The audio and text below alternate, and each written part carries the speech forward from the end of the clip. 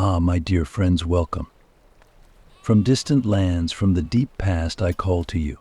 Tonight, over a hot cup of tea, we will travel back in time together. Close your eyes and let your imagination take you back centuries as we step into the world of the Franks. Starting from the origins of the Franks, we will discover together their legendary stories, their great victories, and their sad downfall. Now take a deep breath and immerse yourself in the magic of history. These stories are not just from the dusty pages of the past, they are stories that still resonate today. Stories that make our hearts tremble and nourish our souls. Believe me, each event, each character, holds great lessons and meaning. As we step into the world of the Franks, we will witness their lives, their beliefs, and their struggles. Yes, my friends, as you embark on this magical journey, leave an open place in your mind and heart. Because history is not only for learning, but for feeling and understanding. Are you ready? So let's begin our story. Ah, my dear friends, close your eyes now and take yourself back to the ancient times of Europe, when dark, deep forests and wide rivers ruled. I will take you to the land of the Germanic tribes, a land that was home to many different and rich cultures. Among them, the Franks, one of the most intriguing and powerful groups in history, began to weave their own destiny. The Franks first lived east of the Rhine River, in what is today Germany and the Netherlands. They were a warrior-spirited people shaped by the harsh conditions of nature. Among the Germanic tribes, the Franks were renowned for their courage and fighting skills. But they were noted not only for their fighting prowess, but also for their political acumen and diplomatic skills. Like many Germanic tribes, the Franks lived in tribes. Each tribe was headed by a chief, and these chiefs led their communities in both war and peace. The social structure of the Franks was based on family ties and tribal unity. These strong bonds kept them together in war and in a life of hardship. The story of the Franks accelerated with the weakening of the Roman Empire. In the 3rd and 4th centuries, Germanic tribes living on Rome's borders took advantage of the empire's weakness to move into its territory. The Franks were part of this movement. They advanced west of the Rhine, where they fought many battles with the Romans. However, the Franks differed from other Germanic tribes in that they not only fought, but were also influenced by Roman culture. Their battles with the Romans led them to improve their military tactics and to have a more disciplined army. Over time, the Franks became an important power among the Germanic tribes. While maintaining their traditional way of life, they began to adopt Rome's advanced techniques and forms of government. The combination of these two cultures became an important feature that distinguished the Franks from other tribes. They learned to act not only with brute force, but also with reason and strategy. And so, my dear friends, the fate of the Franks slowly began to take shape. Growing in power and influence, they were poised to leave their mark on the stage of European history. But this was only the beginning. The true story of the Franks is an epic journey filled with their great leaders and heroic deeds. In the next chapter, we will witness the rise of this great people. Are you ready? So let's continue our story. Ah, my dear friends, regroup and listen to me. I will now take you on an epic journey of the Franks, a strong and courageous people who migrated and conquered to carve their place on the stage of history. Close your eyes and let's get lost in the depths of time as we follow their trail. Initially, the Franks lived in the forested and river-bordered lands east of the Rhine. However, from the 3rd century onwards, they began to relocate. The weakening of the Roman Empire and the vulnerability of its borders caused the Franks to move westward. They crossed the Rhine River and made their way into Roman territory. This was the beginning of their great adventure. Their migration was not an easy process. The Franks, together with their families, loaded all their belongings and set off into the unknown. The hardships they faced along the way made them stronger and more resilient. Cold winters, hunger, and enemy attacks tested their will and unity. However, the Franks never gave up. Each challenge made them stronger. The Franks passed through many different regions on their migration route. After crossing the Rhine River, they reached the region known as Gallia Belgica. Here, they encountered the Romans. The Romans did their best to stop this warlike people, but the determination and courage of the Franks made them unstoppable. The experience they gained in battles and the tactics they learned made the Franks even stronger. In the process, they clashed with many Roman military units and won victories. Once the Franks settled in Gallia Belgica, they began to look for ways to establish themselves in this new land. They built new settlements, cleared fields, and raised livestock. This new land became their new home. However, the Franks had their eyes set even further ahead. They wanted to conquer not just one region, but the whole of Europe. During the migrations, new leaders emerged among the Franks. These leaders led their people both in war and in times of peace. They won the trust of their people with their leadership qualities, courage, and strategic intelligence. The most famous of these leaders was Merovech and his descendants. Merovech was a legendary leader who united the Franks and made them a powerful nation.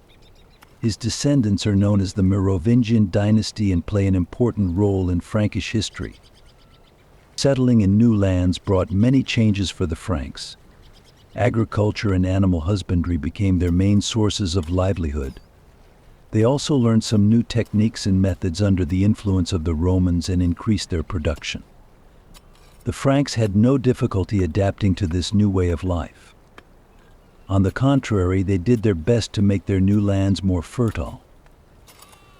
In their new settlements, the Franks not only engaged in agriculture and animal husbandry, but also in trade. By trading with other tribes in the region and with the Romans, they both strengthened economically and engaged in cultural interactions. Trade allowed them to meet different cultures and learn new things.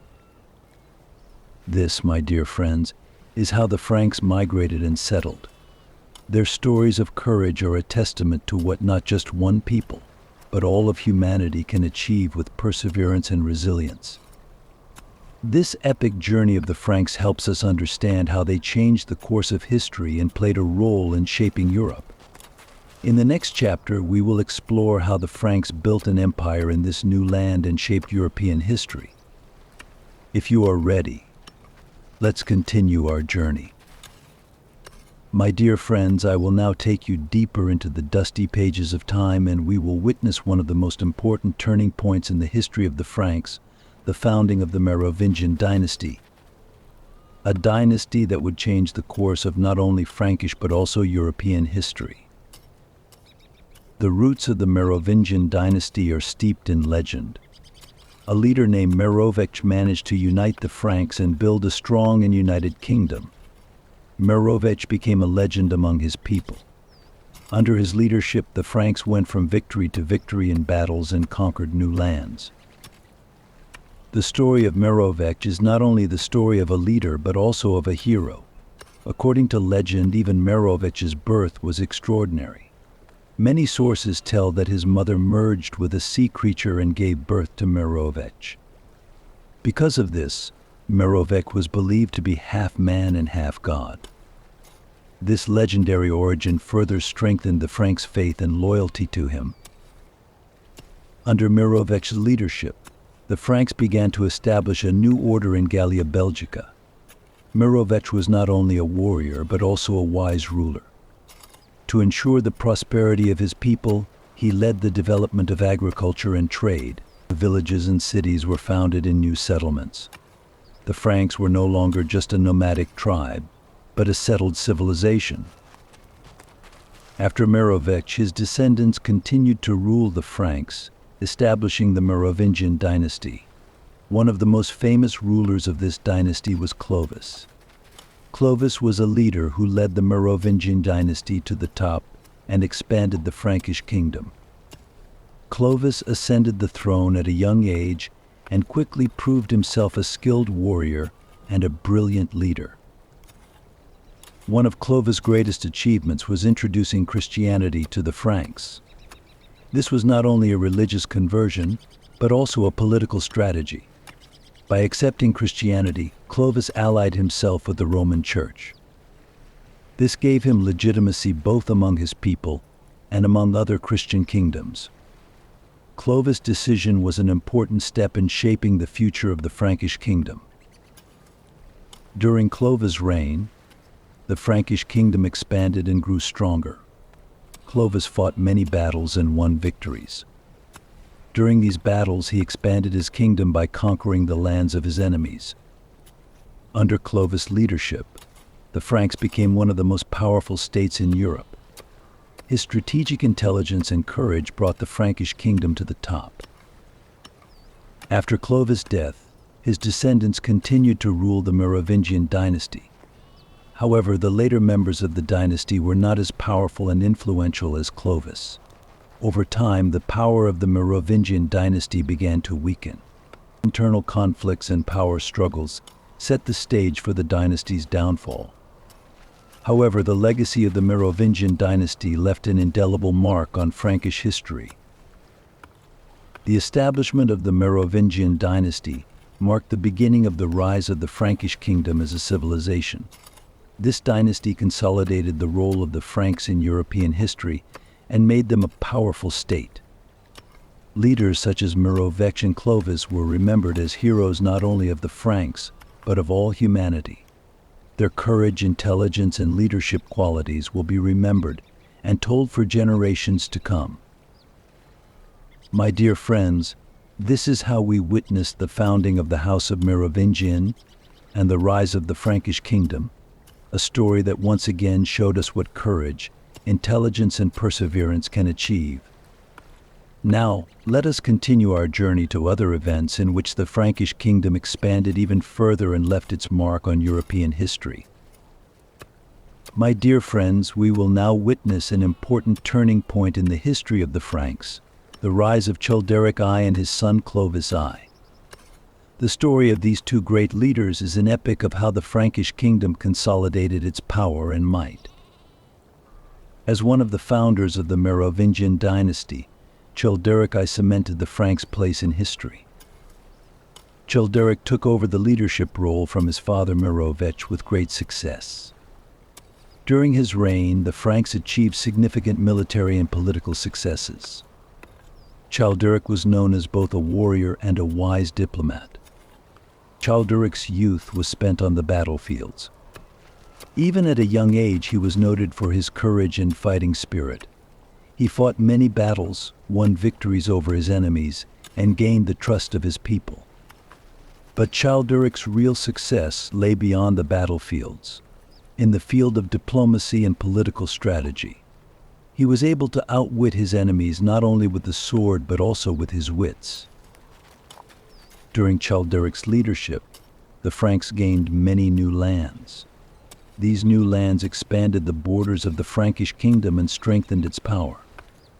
But Childeric's greatest achievement was raising his son Clovis. Clovis followed in his father's footsteps and became a leader who led the Frankish kingdom to the top. Clovis I is one of the most important figures in Frankish history. Following in the footsteps of his father Childeric, he took over the leadership at a young age. Clovis blended his father's military and political knowledge with his own talents. During his reign, the Frankish kingdom became a great power. Clovis achieved great success both on the battlefield and in the political arena. During Clovis' leadership, the Franks fought many battles and won many victories. These battles not only expanded the borders of the Franks, but also made them one of the most powerful states in Europe. Clovis was able to outwit his enemies with strategic moves. His intelligence and courage brought the Frankish kingdom to the top. One of Clovis' greatest achievements was his conversion to Christianity. This was not only a religious conversion, but also a political strategy. By converting to Christianity, Clovis allied himself with the Roman Church. This gave him legitimacy both among his people and among other Christian kingdoms. Clovis' decision was an important step in shaping the future of the Frankish kingdom. Clovis' conversion to Christianity led to a major transformation among the Franks. The people embraced the new religion and adopted a new cultural and social structure. Churches were built, priests and clergy played important roles in society. Clovis' decision made the Frankish Kingdom one of the most powerful states in Western Europe. Clovis' leadership made the Frankish Kingdom strong not only in the military and political sphere, but also in the cultural and religious sphere. During his reign, the Franks rose as a civilization. Clovis' legacy left an indelible mark on the history of the Frankish Kingdom. He was remembered not only as a leader but also as a hero. Dear friends, so we have heard the story of Charlemagne I and Clovis I.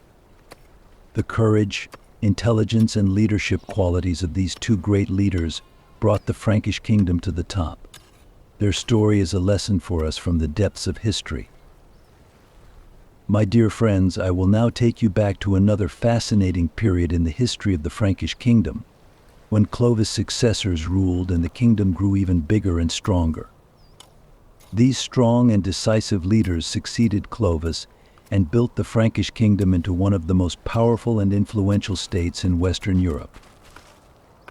After Clovis' death, his sons took over the throne. Clovis divided his kingdom among his four sons Theodoric, Clodomir, Childebert, and Clotaire. Each of them ruled their own territories, while at the same time protecting and expanding the integrity of the Frankish Kingdom. Theodoric, as the eldest son, ruled in the northeastern lands. During his reign, the borders of the Frankish Kingdom were extended along the Rhine River. Theodoric was known for his military prowess and diplomatic skills. In particular, his campaigns against the Germanic tribes east of the Rhine secured the borders of the Frankish Kingdom. Theodoric's courage and leadership in these campaigns were greatly admired by his people. Clodomir ruled in the western lands. During his reign, the Franks won a great victory against the Kingdom of Burgundy. With this victory, Clodomir expanded the borders of the Frankish Kingdom westward and annexed the Burgundian lands to his kingdom. However, Clodomir's life ended tragically. He died young from wounds sustained in battle, and his lands were divided among his brothers. Childebert ruled in the region of Paris. During his reign, Paris became the political and cultural center of the Frankish Kingdom. Childebert contributed to the spread of Christianity throughout the kingdom by building many churches and monasteries. He also organized many expeditions to expand the western borders of the kingdom. During Childebert's reign, Paris became one of the most important cities in Western Europe.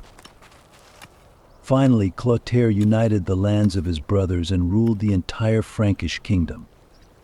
After the death of his brothers, Clotaire took on the task of preserving and expanding the integrity of the kingdom. During his reign, the Frankish Kingdom became one of the most powerful states in Western Europe. Clotaire further expanded the borders of the kingdom through military campaigns and brought the Frankish Kingdom to its peak. During Clotaire's reign, the Frankish Kingdom developed not only militarily and politically, but also culturally and religiously. Clotaire contributed to the spread of Christianity throughout the kingdom by building many churches and monasteries. He also patronized many scientists, philosophers, and artists, increasing the cultural wealth of the Frankish Kingdom. The reign of Clovis' successors is one of the most brilliant periods in the history of the Frankish Kingdom. These strong and decisive leaders not only expanded the borders of the kingdom, but also increased the prosperity of its people and consolidated its cultural wealth. Their story reminds us of the importance of leadership, courage, and vision. And so, my dear friends, we have heard the story of Clovis' successors and their great achievements. Exploring together this important period in the history of the Frankish Kingdom has taught us important lessons from the depths of history. Now, let us continue our journey to other events in which the Frankish Kingdom grew and developed even further. Dear friends, now we will take a closer look at this important period in history, discovering how this powerful kingdom was governed and defended. Let's embark on this interesting journey together. The administrative structure of the Frankish kingdom was built on a highly effective and powerful system in accordance with the conditions of the time. The administration of the kingdom was centered under the absolute authority of the king. The king was considered both the political and religious leader. His orders were strictly followed in every corner of the kingdom. The king's most important advisors included nobles, church leaders, and military commanders. These advisors played an important role in the administration of the kingdom and guided the king's decisions. The most important administrative unit under the king was the counties.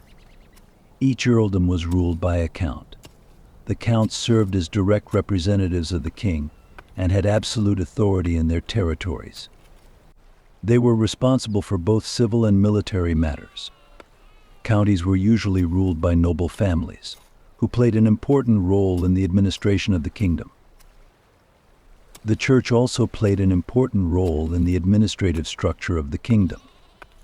Church leaders had a say in both religious and political matters. Bishops and archbishops were important figures in counties and larger regions. The church had great influence in areas such as education, law, and social services, and played an important role in the governance of the kingdom.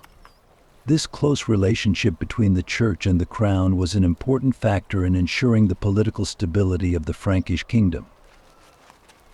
As for the military structure, the army of the Frankish kingdom was one of the most powerful and effective armies of the period. The army was under the direct command of the king and represented his authority in battle. The Frankish army consisted of heavy infantry and cavalry.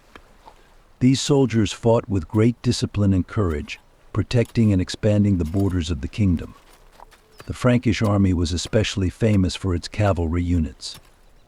These cavalry units could organize fast and effective attacks on enemy lines and change the course of a battle. The Royal Guard also played an important role in the army.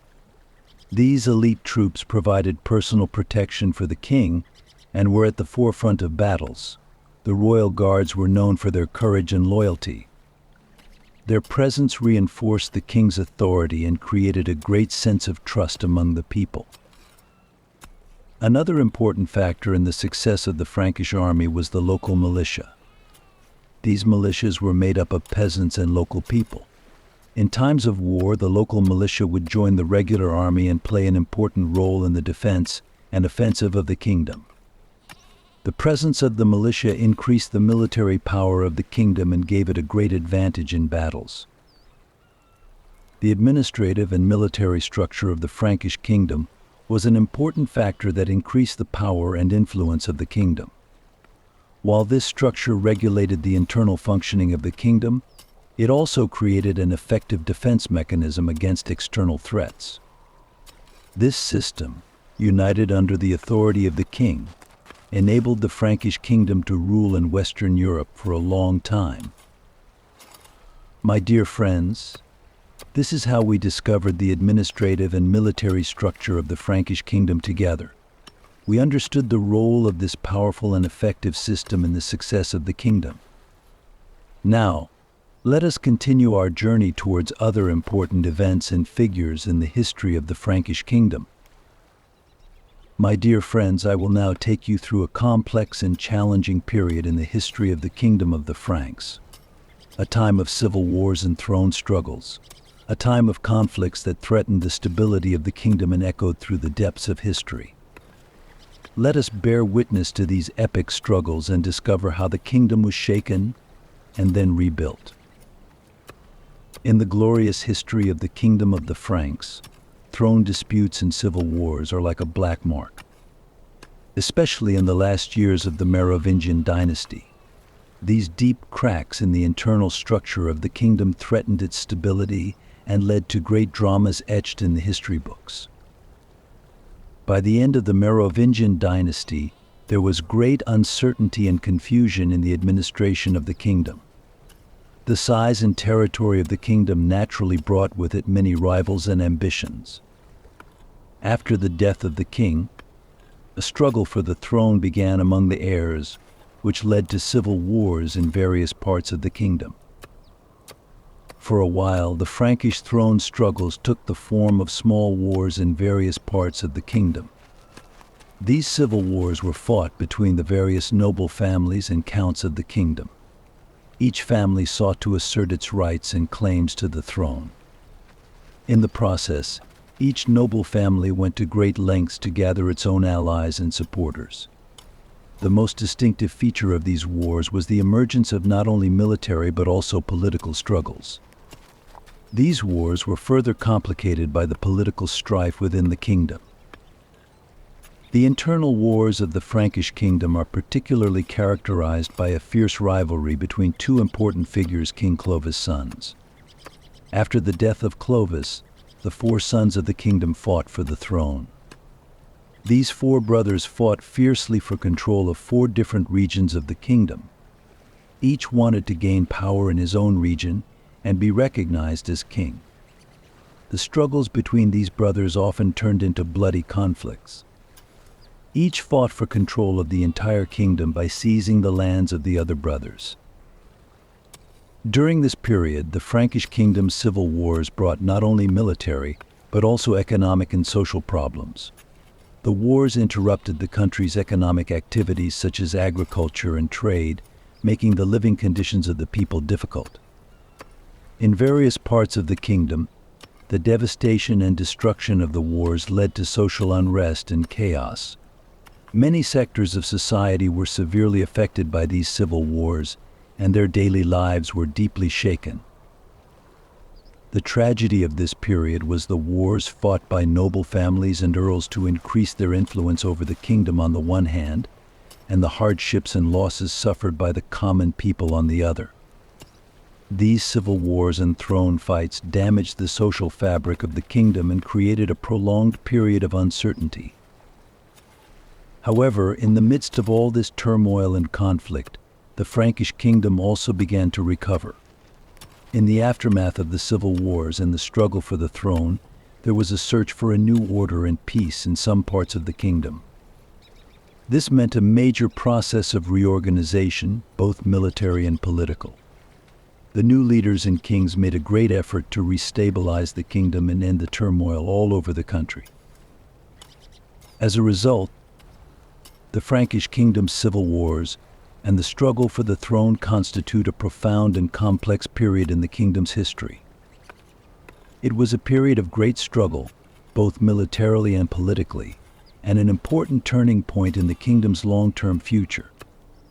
The reorganization of the kingdom and the search for peace have left an unforgettable mark on history and shaped the future of the Frankish kingdom. My dear friends, I am going to take you out of the pages of history books and take you on a journey through time to the story of Pepin the Short and the founding of the Carolingian dynasty, a time of power and strategy that shone like a light rising from the shadows of the dark Middle Ages. Let's dive into the details of this fascinating period and witness how Pepin the Short became a legendary figure of an era. Centuries ago, in the aftermath of turmoil and throne struggles within the Frankish kingdom, a figure emerged on the stage of history who would change the fate of the kingdom, Pepin the Short. This man may have seemed like an ordinary nobleman, but with a mind full of wisdom and strategy, he would become a leader who would shape the future of the Frankish kingdom. Pepin the Short was born in 714. His father, the famous Charles Martel, was a great military leader who led the defense of the Frankish kingdom and was known for the Battle of Tours against the Arabs. After the death of Charles Martel, Pepin inherited his father's legacy and began to play an important role at the head of the kingdom.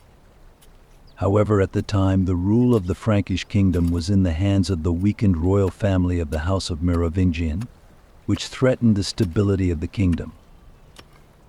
Pepin decided to take advantage of the weakness of the Merovingian dynasty to strengthen himself and his family. In a strategic way, he made great strides both militarily and politically. His relations with the papacy were also of great importance, as he planned to put himself on the throne of the kingdom. By establishing good relations with the powerful clergy of Rome, Pepin made a great effort to legitimize himself and his family. These strategic moves would make him a key figure in the future of the Frankish kingdom. In 741, following the death of Charles Martel, Pepin the Short established himself on the throne of the kingdom with great military power and political influence. But this was not only the victory in a struggle for the throne, but also the beginning of an era. By bringing the Merovingian dynasty to an end, Pepin laid the foundations for the Carolingian dynasty. This new dynasty would open a new era in the history of the Frankish kingdom. The accession of Pepin the Short led to fundamental changes in the structure of the Frankish kingdom. After gaining full control over the administration and territory of the kingdom, Pepin carried out major reforms in both domestic and foreign policy. On the one hand, he expanded the kingdom's territory, and on the other he strengthened its relations with the church. This was a critical step both to ensure the internal stability of the kingdom and to protect against external threats. One of Pepin the Short's most important reforms was the strengthening of relations with the church. By tightening his ties with the papacy, Pepin established the legitimacy of his kingdom and gained the support of the church. This was not only a religious victory, but also a political one. Papal support reinforced the legitimacy of Pepin's kingdom and announced to the whole of Europe that the Carolingian dynasty was firmly established. This period marks the founding of the Carolingian dynasty and a time characterized by the impressive leadership of Pepin the Short. The reforms and strategic moves made under Pepin's government profoundly affected not only the future of the Frankish kingdom, but also the political map of Europe. Pepin the Short made a major contribution to the future of his kingdom and dynasty by becoming an important figure on the stage of history. Dear friends, as we conclude this in-depth look at the story of Pepin the Short and the founding of the Carolingian dynasty, let us reflect once again on the historical significance and impact of this period.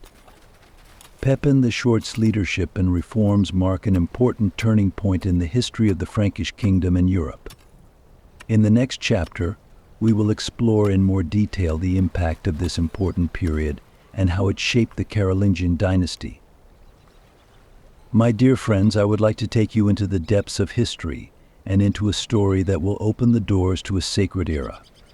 We will trace the relationship between Pepin the Short and the papacy, and how this relationship led to the foundations of the Holy Roman Empire. This is the story of how power, strategy, and religion came together to lay the foundations for the birth of an empire. If you are ready, let's embark on this historical journey together. Centuries ago, Pepin the Short, who ascended to the throne of the Frankish kingdom as a leader, earned a place in history not only for his military achievements and political strategies, but also for his relations with the religious leadership. Pepin's relations with the papacy were not only a personal strategy, but also the beginning of a historical turning point. Pepin the Short took advantage of the weakness of the Merovingian dynasty to proclaim himself the new ruler of the Frankish kingdom. However, after this enthronement, he needed to take an important step to consolidate the legitimacy of his kingdom and to gain lasting power. At this point, his relations with the papacy became of great importance. The papacy was not only a religious authority in medieval Europe, but also an important part of political and social life. Pepin carefully managed his relations with the papacy in Rome and used them as a tool to consolidate the legitimacy of his kingdom. In 754, Pepin made a grand gesture by inviting Pope Stephen III to the Frankish kingdom. This visit formalized relations between the two sides. Pope Stephen III officially recognized Pepin's kingdom, and this recognition strengthened the legitimacy of Pepin's government. But this relationship was not just an exchange of friendship or diplomacy, but a much deeper strategic alliance. By gaining the support of the papacy, Pepin gained the power to influence both his kingdom and the political balance of Europe. Pepin's relations with the papacy also increased the influence of the papacy in Rome over the Frankish kingdom. By supporting Pepin's kingdom, the Pope sought to strengthen his own religious authority and influence. This mutually beneficial alliance helped Pepin to further strengthen and expand the Frankish kingdom. However, this alliance was not only a personal relationship, it also opened the doors to a major historical change. Pepin's relationship with the papacy paved the way for the foundations of the Holy Roman Empire. With the support he received from Rome, Pepin had laid the foundations of not only a kingdom but also an empire. After Pepin's death, his son Charlemagne took over the throne. Continuing his father's strategic relations, Charlemagne built a great empire in Europe with the support of the papacy. In 800, the crowning of Charlemagne as Holy Roman Emperor by Pope Leo III marked the culmination of this process. This event demonstrated the crucial role that Pepin's relations with the papacy played in the birth of the Holy Roman Empire. The coronation of Charlemagne as Holy Roman Emperor shows the depth of Pepin's relations with the papacy and their historical impact. Pepin's strategic acumen in these relations with the papacy radically changed the political map and history of Europe. My dear friends, this story is a lesson from the depths of history that teaches us how power, strategy, and religious alliances can lead to great change. Pepin the Short's relationship with the papacy was a turning point that determined the future of not just one leader, but of the whole of Europe. Following these historic events, the great achievements of Charlemagne and the rise of the Holy Roman Empire ushered in one of the most fascinating periods in European history. In the next chapter, we will explore in more detail the impact of this period and how the empire took shape. Dear friends, we are embarking on a journey into the depths of historical times. This time we encounter Charlemagne. Charlemagne is the representative of a great leader, a legend, and the change of an era. To understand how Charlemagne's ascension to the throne and his conquests played an important role in shaping Europe, we need to examine this story closely. Now I invite you to a deep exploration of the story of this historical turning point. Imagine that when Charlemagne, son of Pepin the Short, inherits his father's legacy, he finds himself burdened with great responsibility and hope. The year is 768, and the young Charlemagne is the head of the Frankish Kingdom. Under Charlemagne's rule, the fate of not just one kingdom, but the whole of Europe will be reshaped. But on his way, Charlemagne will face many challenges and make conquests that will change the course of history. Charlemagne's accession to the throne was a critical turning point for the future of the Frankish kingdom. With his accession to the throne, he took on the responsibility of not only building on the foundations laid by his father, but also realizing his own vision. Charlemagne first set out to expand the borders of the kingdom. His goal was not only to conquer territories, but also to achieve religious and cultural unity. One of his first conquests took place in the border regions with the Germanic tribes. Charlemagne fought a long and difficult battle with the Saxons in the north. The Saxons were resistant to accepting Christianity, clinging to their pagan beliefs. The battles to break this resistance and Christianize them were long and bloody. Charlemagne's military strategies were effective not only on the battlefield, but also in psychological and cultural warfare. During the Saxon Wars, Charlemagne not only made military conquests, but also changed the religious structure of the region. He built churches, sent missionaries, and used various methods to Christianize the local population. This strategy accelerated the spread of Christianity in Europe and increased Charlemagne's importance as a religious leader. Another important conquest was against the Lombard kingdom in the south. The Lombard domination of northern Italy posed a great threat to Charlemagne. In 774, Charlemagne conquered the Lombard kingdom and annexed it to the Frankish kingdom. This conquest consolidated Charlemagne's political and military power in Europe. He defeated the Lombard king Desiderius and established a strong dominance in the west.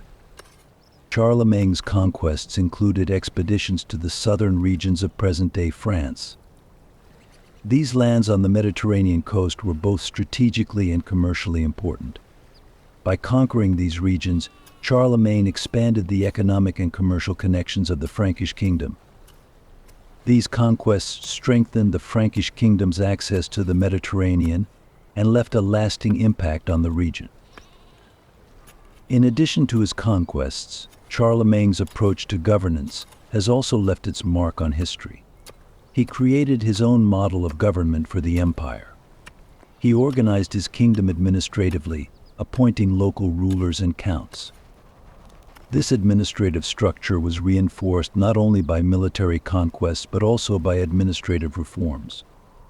Charlemagne established control mechanisms to ensure the justice administered in different parts of the kingdom and the efficiency of the rulers. During this period, under Charlemagne's rule, a great unity and order was achieved in Western Europe. Christianity took root in a wide geography and became part of the cultural fabric of the region. While Charlemagne expanded the borders of the empire, he also ensured cultural and religious unity in Europe. My dear friends, Charlemagne's accession to the throne and his conquests were not only military victories, but also the beginning of a cultural and religious transformation.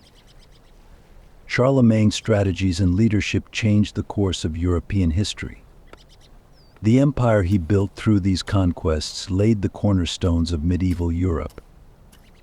The story of this great leader has become an important turning point in history, and his legacy is still felt in today's world. My dear friends, we are now on our way to take you to one of the most glorious moments in history, the proclamation of Charlemagne as emperor. It was a great turning point that changed the destiny of not just one individual, but of the whole of Europe. Let's dive into the details of this monumental event and discover how Charlemagne was proclaimed emperor and the profound impact it had on European history. It is early 800. When the cold winds of winter shake the old stones of Rome. Charlemagne had established himself as a powerful monarch ruling over the vast territories of Western Europe and had transformed his expanding kingdom into an empire. However, the necessary step for him to be crowned as a true emperor had not yet been taken. This critical moment would be marked by an event that would leave its mark on the history of Europe. In the sacred atmosphere of Rome, on December 25, 800, the people gathered in the papal palace, waiting for this historic moment. This day was not only an anniversary, but also a great good news. Charlemagne would be officially crowned emperor by the papacy in Rome's famous saint, Peter's Basilica. This event represented a crucial moment in the history of both Rome and Christian Europe. At this time, the papacy wielded great influence as one of the religious and political centers of Europe. Pope Leon III was responsible for organizing this crucial moment, which was not only the coronation of a monarch, but also the reassertion of Rome's leadership in the Christian world. By proclaiming Charlemagne emperor, Pope Leon III would open the doors to a new era in Christian Europe. When the day of the ceremony arrived, the air in Rome was buzzing with celebration and anticipation. As Charlemagne strode into the basilica in his characteristic splendor, the excitement of the crowd and the sounds of prayer made the atmosphere intoxicating. Aristocrats, popes, and priests from various European countries were there to witness this moment. As they made their way through the cobbled streets of Rome, the determination and serenity on Charlemagne's face suggested that a historic moment was approaching. Pope Leon III stood in front of Charlemagne on the grand staircase of St. Peter's Basilica and began the ceremony. The Pope recognized Charlemagne as the head of the Roman Empire and presented him with the imperial crown. The placing of the crown on his head was not only a physical coronation, but also symbolized the sacred heritage of Rome and the new order of Europe. This moment would be recognized as a symbol of historical transformation. By accepting the crown, Charlemagne became the new emperor of Rome and the Christian world. But we must remember that this moment was not only a coronation, but also represented the rebirth of the empire. The proclamation of Charlemagne as emperor was an important step towards the continuation of the legacy of the Roman Empire and the unification of Western Europe. It marked the beginning of an era that would fundamentally change the political and religious structure of medieval Europe. I would say that this historical moment reinforced that Charlemagne was not only a ruler but also the unifying force of Western Europe. The day Charlemagne was crowned emperor was not just an individual but a turning point for the future of the entire continent. His role marked the reshaping of the political structure of Europe and the beginning of great changes that would last throughout the Middle Ages. My dear friends, the proclamation of Charlemagne as emperor was a great historical moment and an important turning point in the history of Europe. In its aftermath, Charlemagne and his empire set the stage for a series of developments that would determine the future of Western Europe. Now, get ready to move on to the next chapter, exploring in more depth the legacy of this great empire and the historical impact of Charlemagne. My dear friends, I am now going to take you back to one of the most fascinating periods of history, the Carolingian Renaissance, a period of Charlemagne's reign known not only for its military and political achievements, but also for its cultural and educational reforms. Let us begin to explore this interesting and transformative period of time in detail and depth, as if we were sages living in those years. It is the late 800s, the time when Europe steps out of a dark period into the light. Charlemagne made a great impact not only with his military conquests, but also with his cultural and educational reforms. He not only wanted to expand his empire, but also to spread the light of knowledge and culture. The result of this effort was the Carolingian Renaissance, which left its mark on European history. During this period, Charlemagne's goal was not only to expand the territory but also to spread knowledge and culture. Charlemagne wanted to revive the former glory of Rome and bring Europe out of its dark period and usher in the Age of Enlightenment. In line with this vision, he decided to make radical changes in the field of education and culture. One of the most important steps towards this goal of Charlemagne was to reorganize the education system.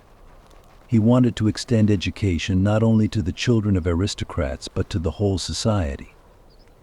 Charlemagne established a large educational center in his palace, focusing on the study of science, literature, and religious texts. This educational center became a gathering place for scholars and educators from all over Europe.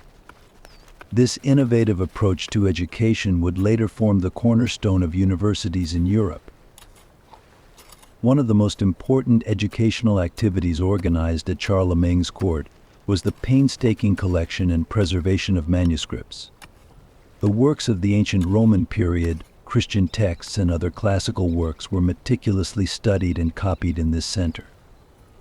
In this process, a new font called Carolingian minuscules was developed, which improved the legibility and organization of the documents. This revolutionized the transmission of knowledge and contributed to raising educational standards in Europe. Charlemagne was also a great supporter of religious education and cultural activities. Churches and monasteries were at the center of these reforms. Monasteries functioned both as centers of education and cultural production, where both religious and secular sciences were taught. The educational activities carried out in these monasteries enriched the intellectual life of Europe and expanded the world of thought.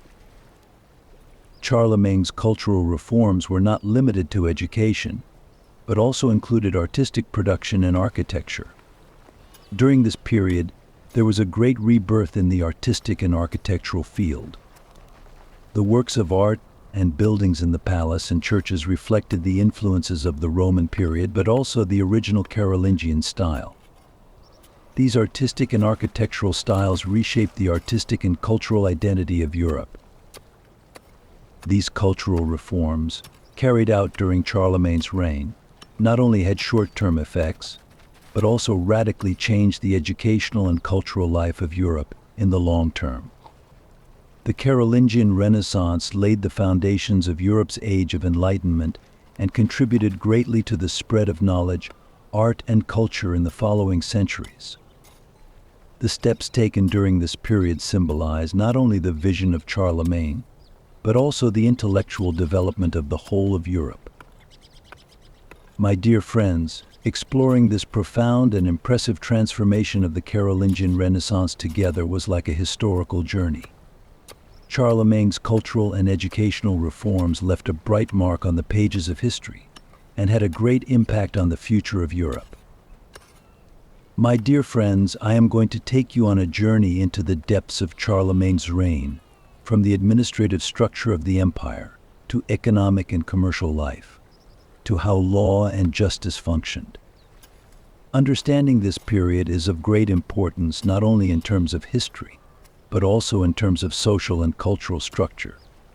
So let's start exploring the fascinating aspects of this period as if we were living it. Describing the administrative structure of Charlemagne's government is key to understanding the complexity and depth of the period. At the beginning of the 9th century, this empire, which covered most of Europe, was governed by an efficient administrative system. Charlemagne developed a clever administrative strategy to cope with his vast territory. This strategy ensured that both the central government and local governments worked in a balanced way and guaranteed the continuity of the empire. Charlemagne's empire was a large structure made up of various regions. These regions were governed by officials known as city lords. These officials had authority over the various villages and cities of the empire and were tasked with solving regional problems. These regional rulers regularly paid their allegiance and taxes to Charlemagne. They also coordinated with local authorities to ensure the sovereignty and order of the empire. During Charlemagne's reign, the economic and commercial life of the empire also flourished. Agriculture was the main economic activity of the period, and the rural areas of the empire were teeming with agricultural produce. Agricultural products were used not only for local consumption, but also as staples of trade. Products such as grain, wine, and meat were distributed all over the empire. However, it was not only agriculture that was of great importance, but also trade. Charlemagne made a great effort to develop the trade routes and cities of his empire. Markets and trade centers were established in the centers of the empire, especially in the big cities, where artisans, merchants, and businessmen traded. These markets were not only centers of economic activity, but also of cultural and social interactions. Trade expanded, especially with great voyages across the empire's borders.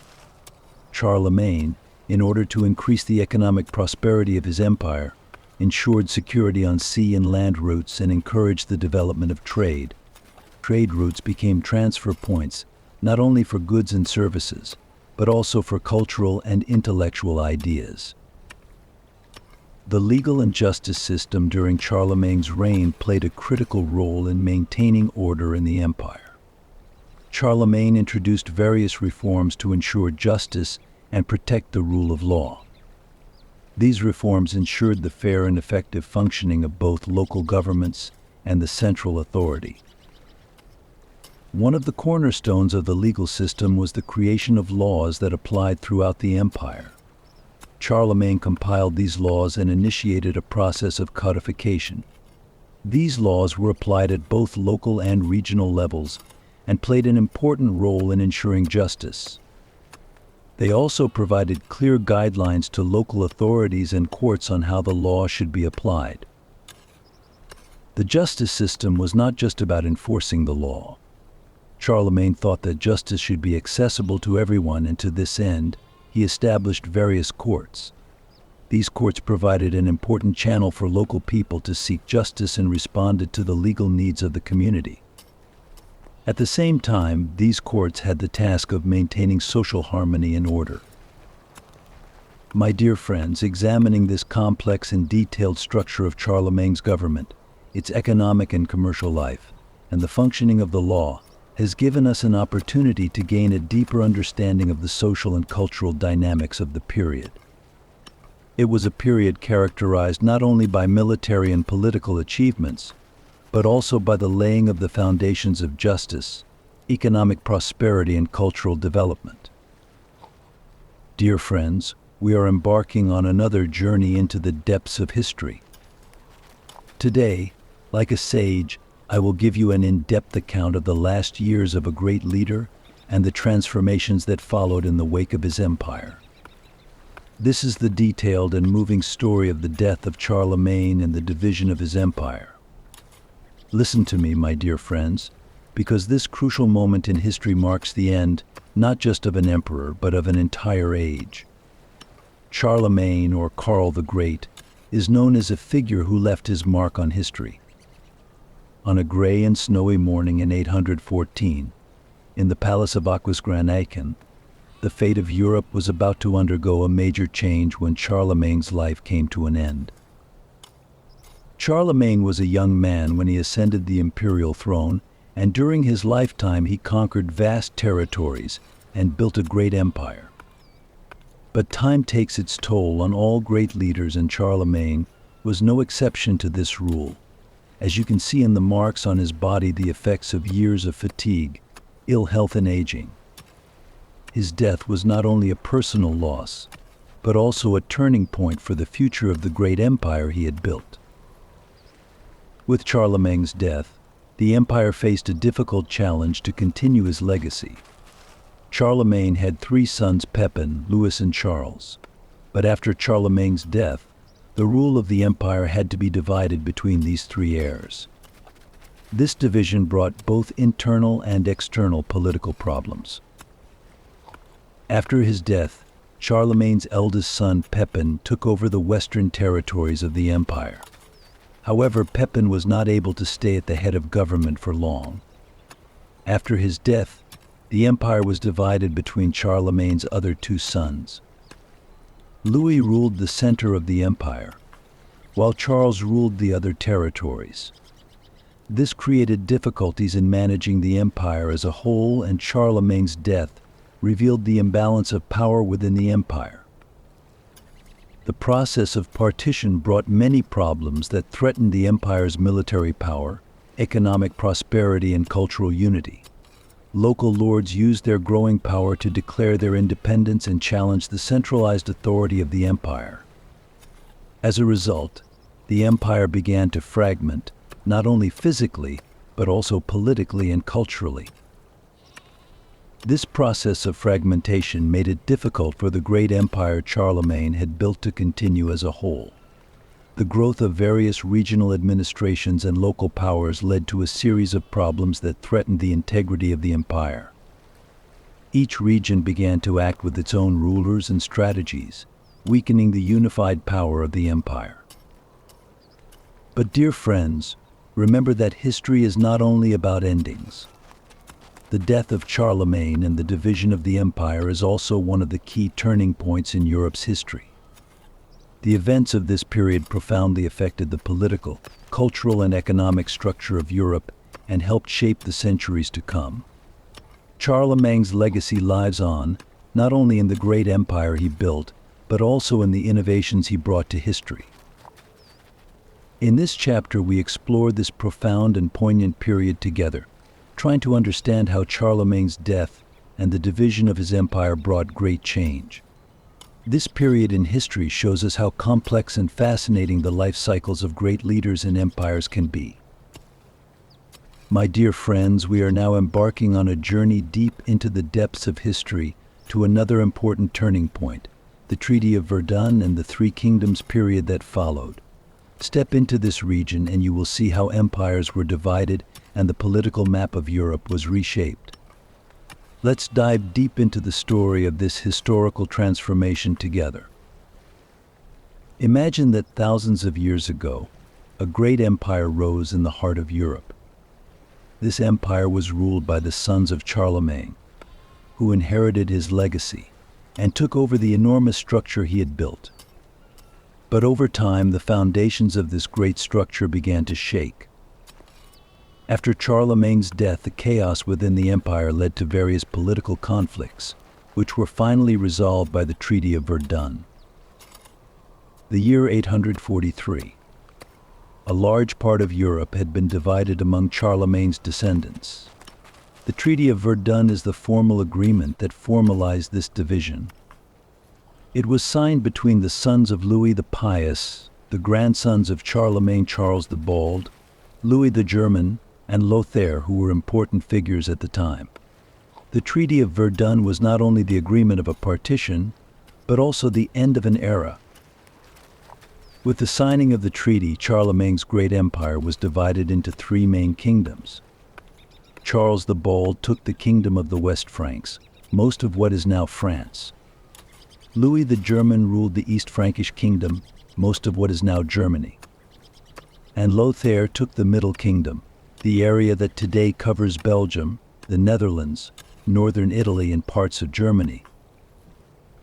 These three kingdoms existed independently of each other, but each tried to maintain and expand Charlemagne's legacy. However, this new order led to various rivalries and disputes between each kingdom. The efforts of each kingdom to protect its borders created a constant atmosphere of war and conflict in the region. Charles the Bald's West Frankish Kingdom included mainly the western regions of France.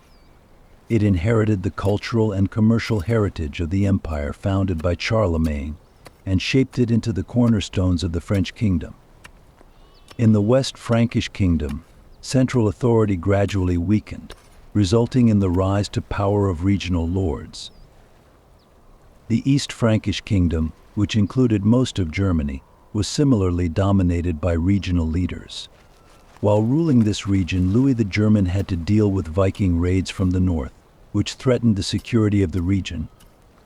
Over time, the East Frankish Kingdom began to develop its own internal dynamics, and the weakness of the central government led to the emergence of regional powers. The Middle Kingdom of Lothair, on the other hand, had a very complex structure.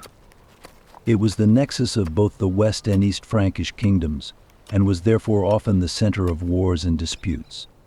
Lothair's territory was the scene of constant tension and struggle, especially in the border regions. The Middle Kingdom became a melting pot of different cultural and political influences, which over time made the empire's fragmentation even more pronounced. The period following the Treaty of Verdun not only reshaped the political map of Europe, but also changed the cultural and social structure. Each kingdom began to develop its own cultural identity and style of governance, which led to an increase in regional differences. My dear friends, the Treaty of Verdun and the period of the three kingdoms help us to understand how Charlemagne's legacy was transformed and how Europe became divided. The events of this period show the complexity and diversity of European history, but also how influential regional dynamics and political rivalries can be. Dear friends, throughout history, a terrible storm from across the seas has shaken the peace of Europe. The Vikings from the north terrorized every village, every town, every city. Today we will go deeper into these terrible attacks and the Frankish kingdom's struggle against them. Let us witness together the story of one of the greatest battles of the seas and the land throughout history. Towards the end of the 8th century, from the cold and harsh lands of Scandinavia, the Vikings, the free-spirited warriors of the seas, launched a raid into Europe. At the time, these warriors were known not only as settlers, but also as fearsome conquerors. In these lands, at a time when fear and anger merged, the Vikings' attacks threatened not only the native peoples of Europe, but also the Frankish kingdom. The Vikings' success at sea was directly related to their military strategy and excellent shipbuilding. The ships of these warriors were known for their speed and agility at sea. Taking advantage of the broad, high-shouldered prow, these ships were able to approach the shores very quickly and carry out sudden raids. These swift and effective attacks left villages and towns defenseless. Now, in the midst of these events, let us consider the brave defenders of the Frankish kingdom. The Frankish kingdom, with its powerful and rich lands, had become a favorite of the Vikings.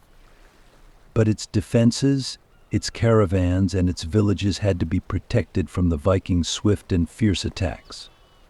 The Frankish king Charles the Bald and his heirs did their best to counter this great threat. The first major Viking attack on Frankish territory was in 845 against Paris. At this time, Paris was known as a strategic settlement on the Seine River. The Vikings approached the river with a large fleet and laid siege to the city. However, the Franks were also prepared to respond to this attack. The city's defenders tried to stop the Vikings' advance by strengthening the castle walls and defensive structures. However, the Vikings' cunning and effective siege methods made this defensive struggle difficult. In these difficult times, efforts for the defense of the Frankish kingdom were of great importance. The restructuring of the Frankish army and new defense strategies were perhaps one of the most important developments of this period. The Franks developed better trained military units and effective strategies. King Charles the Bold strengthened regional defense systems and increased the coordination of military units. He also created and trained local defense units in some villages. The events during the siege of Paris had a significant impact on Frankish defense strategies and city defenses. One of the most significant changes during this period was that the Franks began to build defensive fortresses around cities. These fortresses provided effective protection against coastal attacks by the Vikings. These new defensive structures caused a significant change not only in Paris, but in the entire Frankish lands. The Vikings targeted not only Paris but also many Frankish towns during this period. However, the defensive struggle of the Franks slowed down the Vikings' advance. In particular, some successful counterattacks by Frankish armies complicated the Vikings' plans to expand their territory.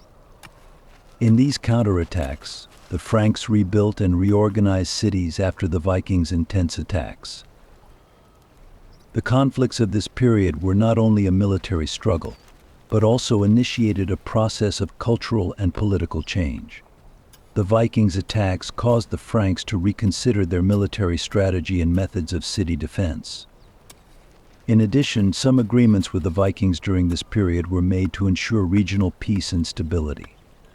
These agreements allowed the Vikings to settle and trade in some areas, but at the same time maintained Frankish dominance in these areas. As a result, the Vikings' attacks significantly affected the defensive capabilities and strategies of the Frankish kingdom. The defensive struggles of this period reshaped the military and political structure of Europe. This historical struggle of the Vikings and Franks was an important turning point that tested the military and strategic skills of both sides. In these pages of history, the story of the greatest battles of the seas and lands continues to resonate to this day. Dear friends, throughout history, in the shadow of great empires there has always been unrest and conflict. Today we will delve deeper into these conflicts and internal strife. Even during the glorious times of the Frankish Empire, throne fights and intra-dynastic rivalries were recorded in the history books as major events that shook the fate of their country. Let's dive deep into this complex and interesting period together. The rise of the Carolingian dynasty was one of the greatest changes many kingdoms have seen throughout history. However, the internal structure of this great empire and the struggles over the throne opened the door to a major transformation throughout history, not only militarily, but also politically and socially. This period is remembered not only for great conquests and military successes, but also for internal strife and dynastic feuds. After Charlemagne's death, the empire faced a huge vacuum. In 814, after the great ruler's death, his three sons inherited a share of the empire. This was in fact a turning point for the future of the Frankish Empire. After Charlemagne's death, there were fights for the throne, and one of these fights was over the division of territory between the three sons. These internal conflicts created not only a political crisis, but also a social and cultural division. The throne fights that had been going on since the first Merovingian dynasty continued during this period. Many noble families within the Frankish Empire sought to seize power. One example is the great struggle between the descendants of Charlemagne. One of the most prominent examples of these struggles was the dispute between Charlemagne's son Louis the Pious and his sons. When Louis the Pious took over the empire after his father's death, he faced many difficulties in running the empire. First, disagreements with his brothers, and later, conflicts with his sons made Louis' imperial rule difficult. These internal conflicts threatened the political stability of the empire and led to civil wars. After the death of Louis the Pious, his three sons, Lothair, Charles the Bald, and Louis the German, engaged in a great struggle to share the empire. Each of them tried to establish sovereignty in their own territories, and many battles and conflicts ensued. This period has gone down in history as one of the most complex and difficult periods of the Frankish Empire.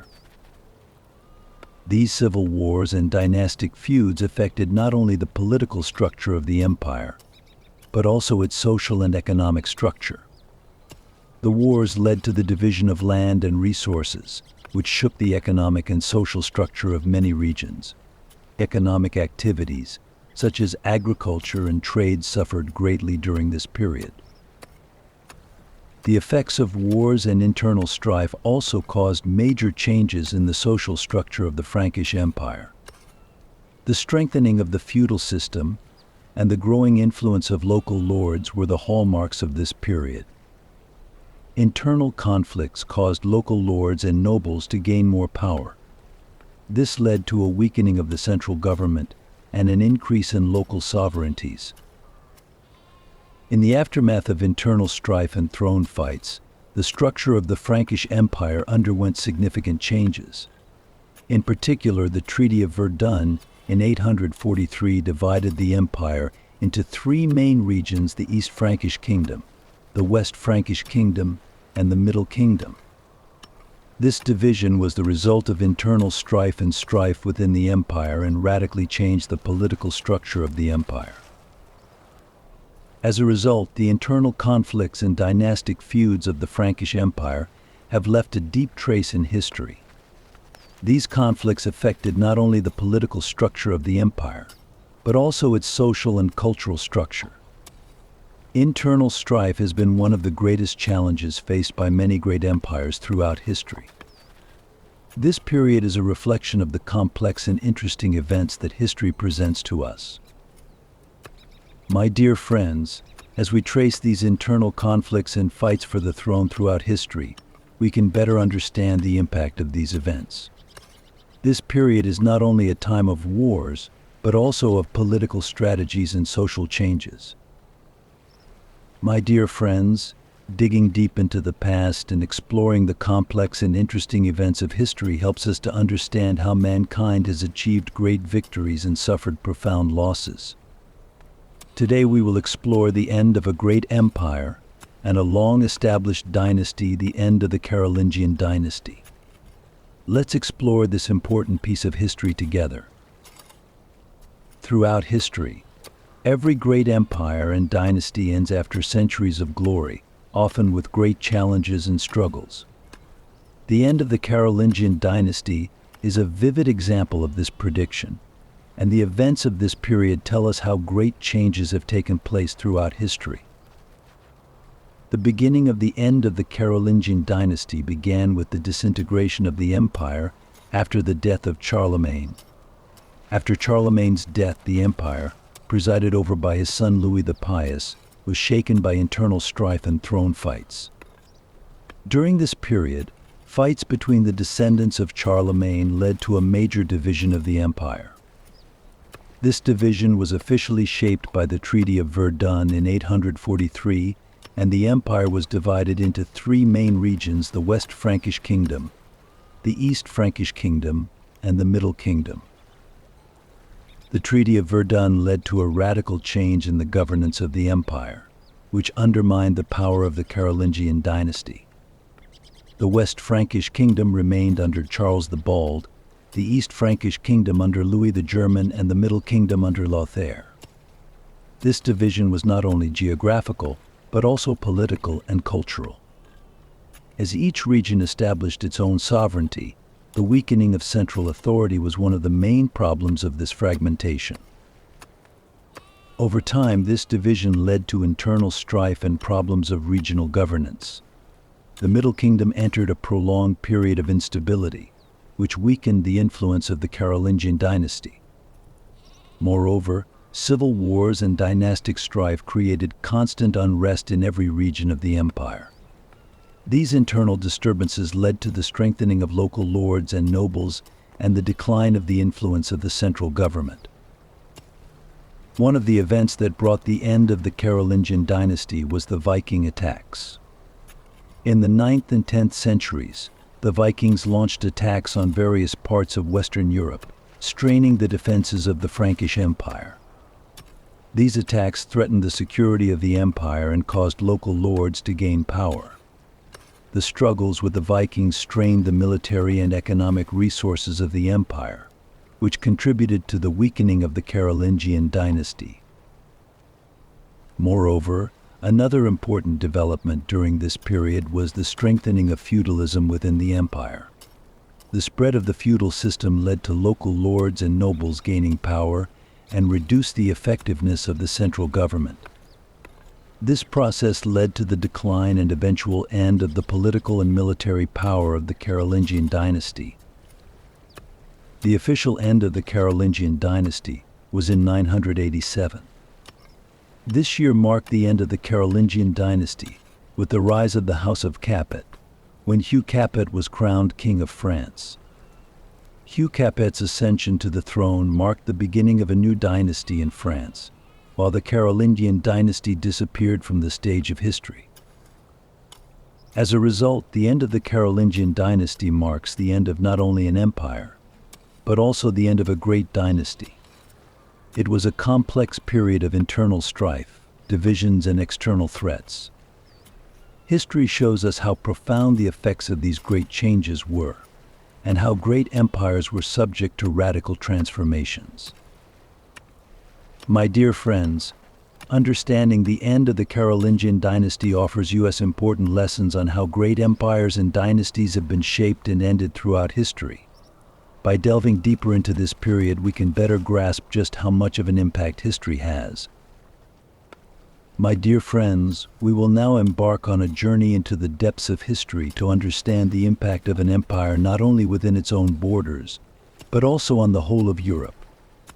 The Frankish Kingdom's contribution to European history is not only political or military, but also cultural and social. Let's discover together how this great kingdom left its mark on the stage of history.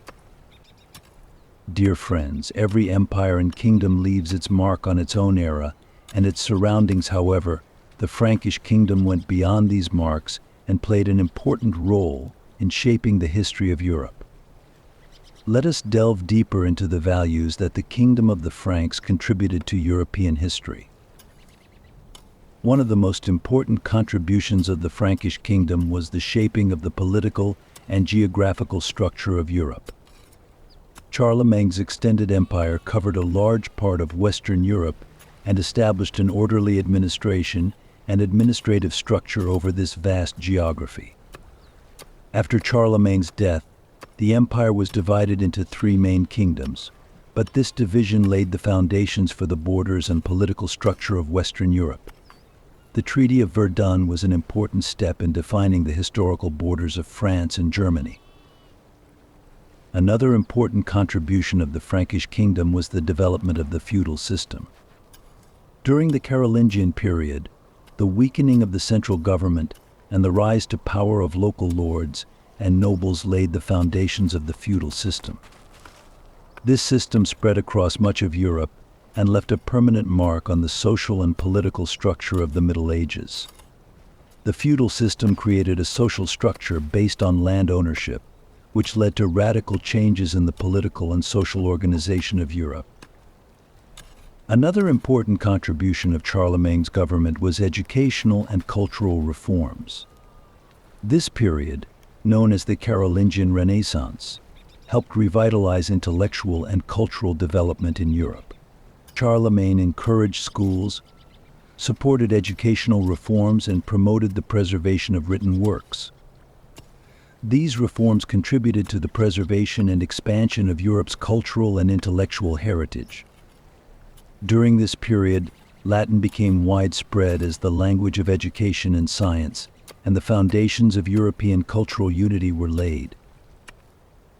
Another contribution of the Frankish Kingdom was the evolution of legal and administrative systems.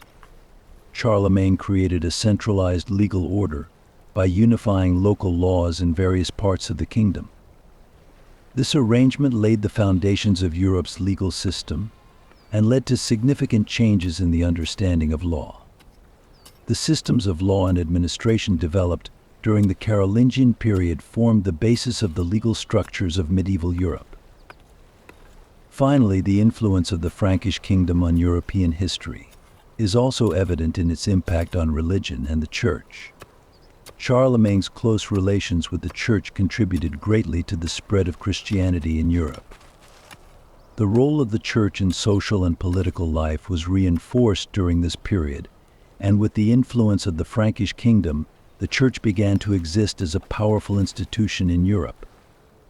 Under Charlemagne's patronage, Christianity spread to a wider geography and played an important role in the religious structure of Europe. My dear friends, these values that the Kingdom of the Franks contributed to the history of Europe played an important role in shaping not only the history of an empire, but the history of Europe as a whole. The legacy of this great kingdom has influenced the political, social, cultural, and legal structure of Europe with effects that continue to this day.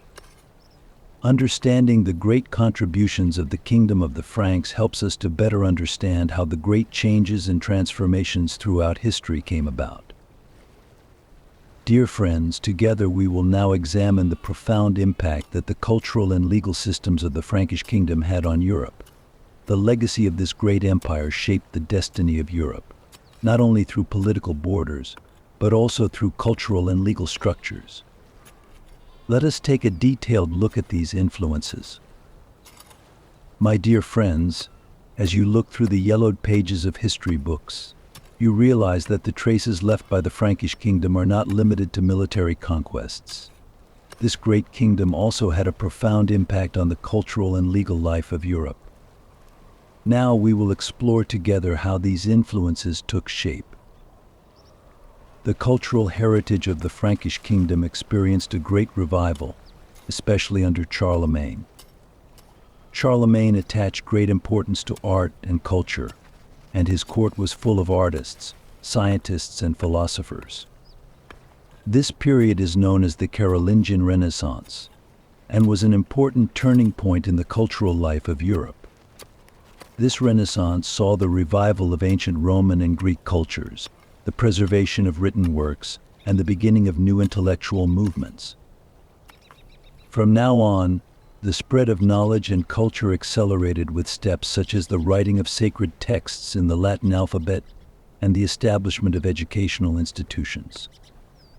With Charlemagne's encouragement, monastic schools were founded, and these schools laid the foundations of the first universities in Europe.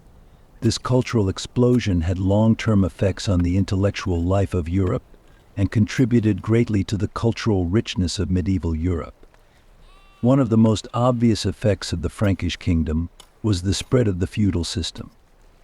Feudalism created a social structure based on land ownership, which spread widely throughout medieval Europe.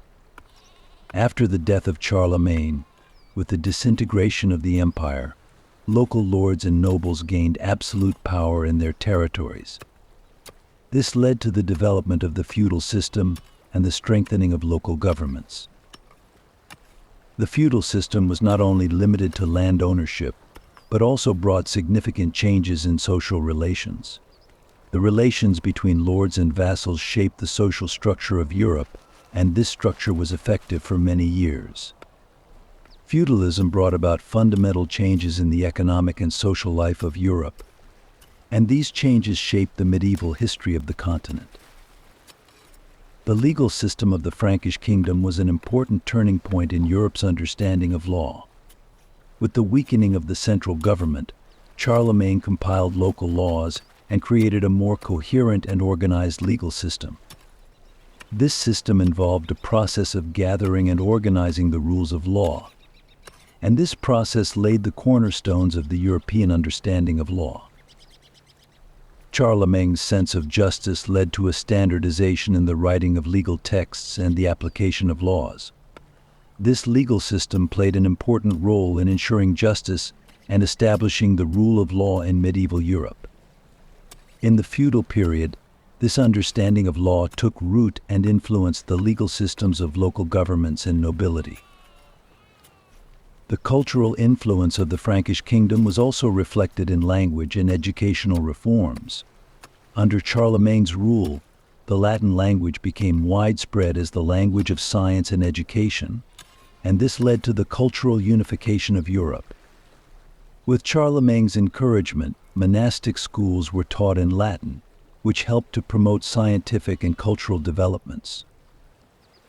These reforms contributed to the development of intellectual life in Europe and laid the foundation for the cultural and scientific progress of the Middle Ages. The spread of the Latin language enabled knowledge and culture to spread across Europe, which reinforced the cultural unity of Europe. My dear friends, the cultural and legal influence of the Kingdom of the Franks shaped the history of Europe, not only in its own time, but for many years to come. The legacy of this great kingdom formed the cornerstones of Europe's cultural and legal structure and had a profound impact on the continent's history. Understanding these important contributions of the Kingdom of the Franks helps us to better understand how the great changes and transformations throughout history have occurred. Dear friends, we have now come to the end of a long journey through the depths of history. As a sage, I would like to say that it has been one of the greatest pleasures of my life to tell you the fascinating and complex story of the Frankish Kingdom. What happened in this land has not only remained in the shadows of the past, but has played an important role in the historical and cultural development of Europe. The story of the Kingdom of the Franks, beginning with the migrations of Germanic tribes, rising with the founding of the House of Merovingian, the glorious conquests of Charlemagne, and the radical changes in the structure of the empire, shows us that the past was full of great power and conflict. The cultural and legal legacy of this kingdom left a lasting mark on the shaping of Europe, which has endured for centuries. Perhaps most inspiring is to see how the Kingdom of the Franks laid the foundations of a society and legal system. The educational and cultural reforms of Charlemagne's time reshaped the intellectual life of the Middle Ages. The spread of feudalism and the evolution of the legal system reconstructed not only a period but also an era. The internal strife, Viking attacks, and dynastic feuds of this period presented us with complex yet instructive aspects of history. History is not only a reflection of the past, but also offers us valuable lessons on how to build a better society in the future. The legacy of the Frankish Kingdom is like a bridge that carries the wisdom and experience of the past into the present. These stories remind us of the vagaries of time and the ability of people throughout history to survive, thrive, and adapt. Dear friends, thank you for accompanying me on this fascinating journey through history. As we journey through history, understanding the great events of the past and the lessons they offer us can help make our lives richer and more meaningful. History is not just found in the pages of a textbook, but in every moment of life. In our next video, we will explore a new historical period or another interesting topic. Until next time, I wish you a peaceful and knowledgeable day. Our journey together to open the doors of history has offered us the magic of the past and the hope of the future. Goodbye, and have days filled with the love of history. See you soon, dear friends.